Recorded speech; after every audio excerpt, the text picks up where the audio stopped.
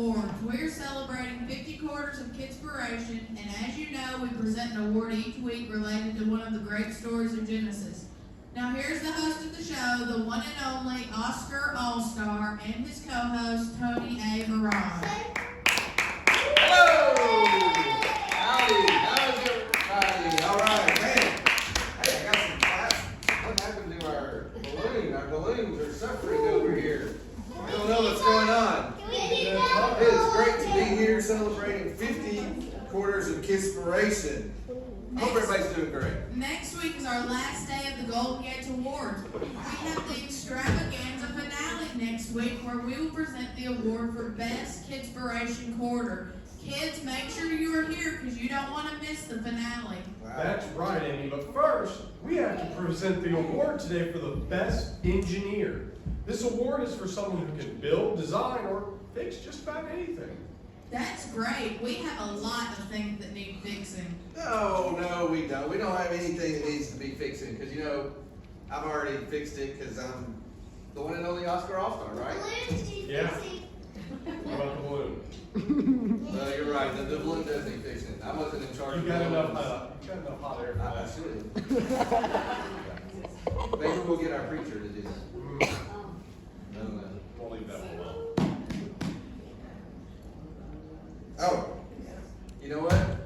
I just realized that I was supposed to do the next line. Yeah. And the first nominee for Malfunction Junction, Charlie Smoot.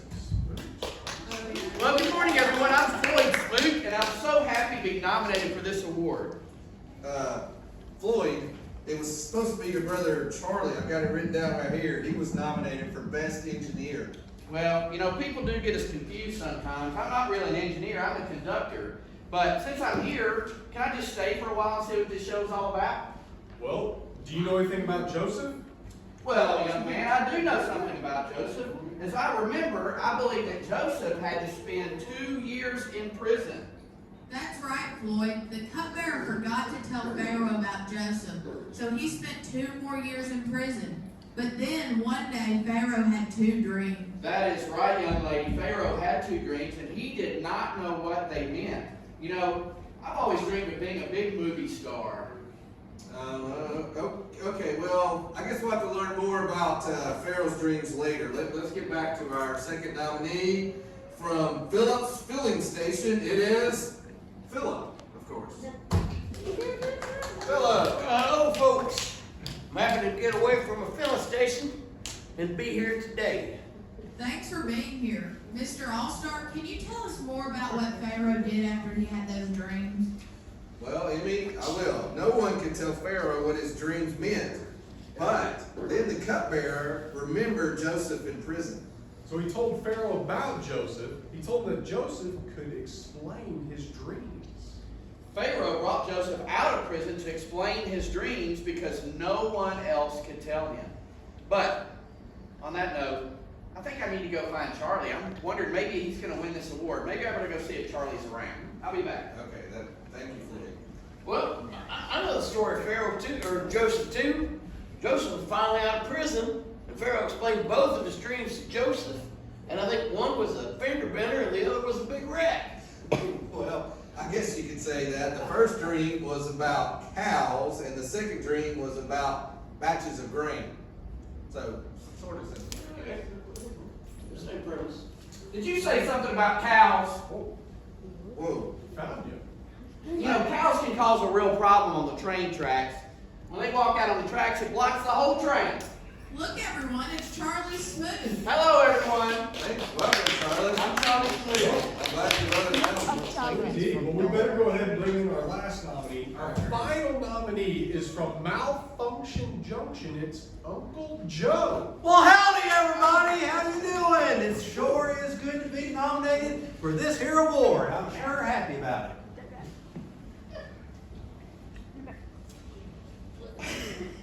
Well, hey, Uncle Joe. Hey, how are you doing? That's good to see That's you. good to see you. I had no idea you was going to How's be the here. family doing? We're doing well. How about you? I'm doing good. I don't have a clue what we're saying anymore, but it sure is good to see you. Well, it's good to see you. Okay. You two, cut it out. We don't have time for family reunions around here. Let's get back to dreams.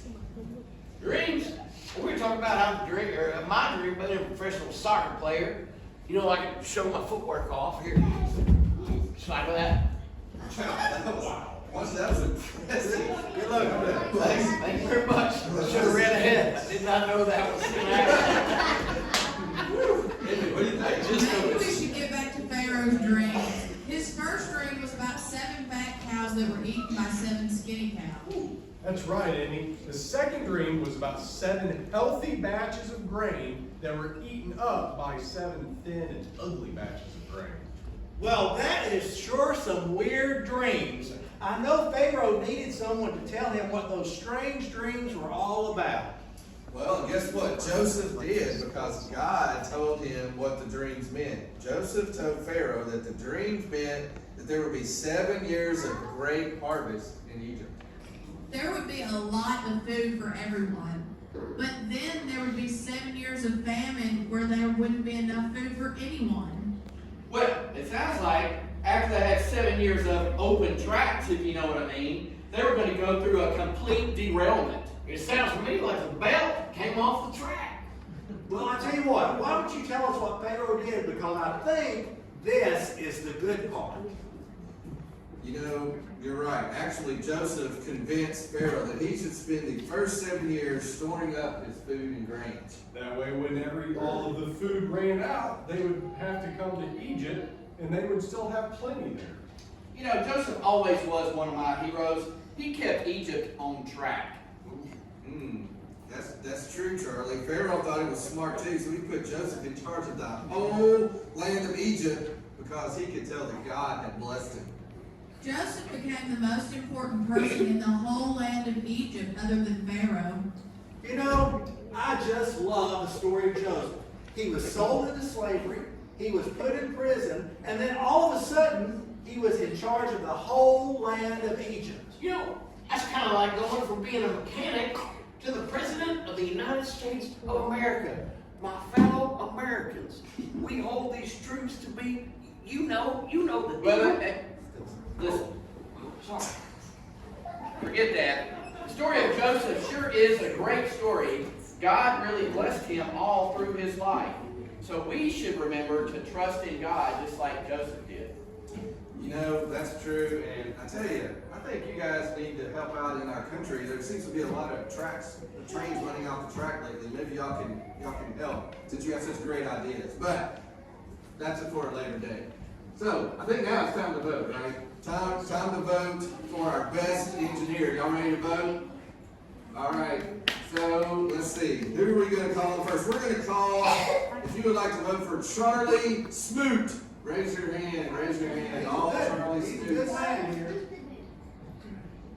Anybody named Charlie out there?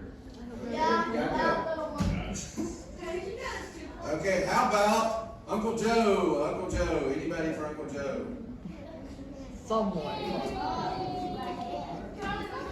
Okay, how about for the soccer playing future president, Phillips from Phillips? I'm going to have to vote for him with that fancy footwork. Oh, thank you. Appreciate it. Oh, good. I didn't have a ball.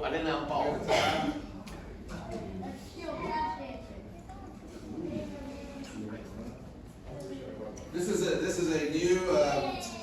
a new thing, very new predicament we've had. We have a tie from 2 particular individuals, so we're going to unfortunately kick out Uncle Joe. He is no longer in the running for this. So we're going to re-vote for Philip and Charlie. So if you'd like for Charlie Smoot, raise your hand. One hand only. Charlie's a friend of mine. Surely the other Charlie is voting for Charlie. Hey, Charlie, raise your hand. I can't believe it. This vote doesn't count as leaving. Wait, This vote doesn't count as leaving. Look, he waved. Look. there's See? no pressure in the audience. He voted for Charlie. How about for Philip? Woo! Great footwork. Let's go, Philip. Can you raise my grade up in your classroom? All right, well, here we have it. I think the fancy footwork won out, so therefore Philip is our winner for this year. Wowee! This is great publicity for my filling station. Go get your All right. Don't mind me, dude.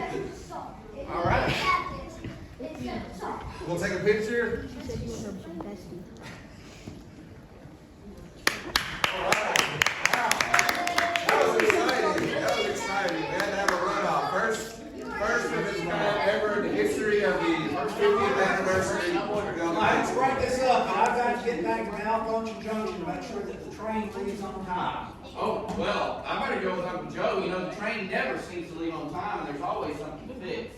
You know, I better go too. My crew needs a lot of supervision to get those cars repaired. All right. I'm gonna put this in the station. I know right where it's going. All right. Awesome. What a great show. You know, we've learned a lot about Joseph, but we have never heard what happened to his family. That's right, Amy, but remember our big extravaganza next week, and I can't wait to be there. I'm so excited, but also sad that it's going to be the finale. It's all going to be over.